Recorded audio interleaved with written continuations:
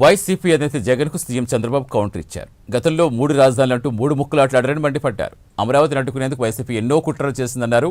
భూములు ఇవ్వకుండా రాజధాని రైతులను రెచ్చగొట్టారని తెలిపారు. అమరావతిని అడ్డుకోవడం ఎవరి వల్ల కాదన్నారు చంద్రబాబు. పార్లమెంట్లో అమరావతి బిల్లును అన్ని పార్టీలు ఆమోదించాయని చెప్పారు.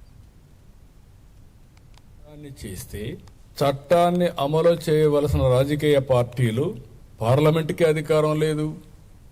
మీరెవరు చట్టం చేయడానికి?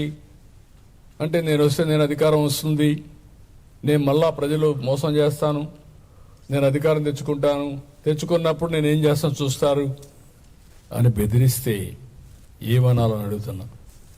ప్లాన్ ఏ, ప్లాన్ బి, ఈ రెండు చూసినప్పుడు నాకు అనిపిస్తుంది ప్లాన్ ఏ మొన్నటి వరకు 3 రాజధానులు 3 ముక్కలాట్లు, ఇప్పుడు ప్లాన్ బి.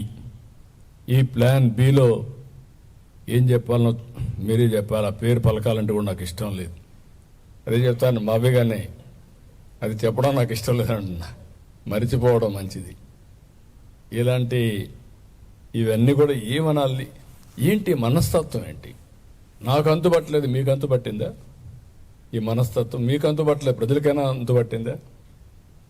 ఏంటి ప్రవర్తన? ఏంటి ఇలాంటి వాళ్ళు రాజకీయం చేయడం ఏంటి? మనందరం కలిసి ఏ విధంగా ముందుకు పోతాం? నాకైతే ఒకప్పుడు అందరూ అంటారు సైకో అంటారు, లేకపోతే ఇతనికి రకరకాలుగా మాట్లాడతాను. నేను ఎన్ని మాట్లాడదలుచుకోలేదు. ఈరోజు దేశమంతా పార్లమెంట్లో మనకు సపోర్ట్ చేసి ఈ రాజధాని రావాలి, అమరావతి అభివృద్ధి కావాలి, ఆంధ్ర రాష్ట్రం బాగుపడాలి, దేశ అభివృద్ధికి కూడా దోహదం చేయాలి అని వాళ్ళందరూ మాట్లాడి యునానిమస్గా అమరావతికి సంఘీభావాన్ని తెలియజేశారు. అమరావతి నిలబెట్టారు.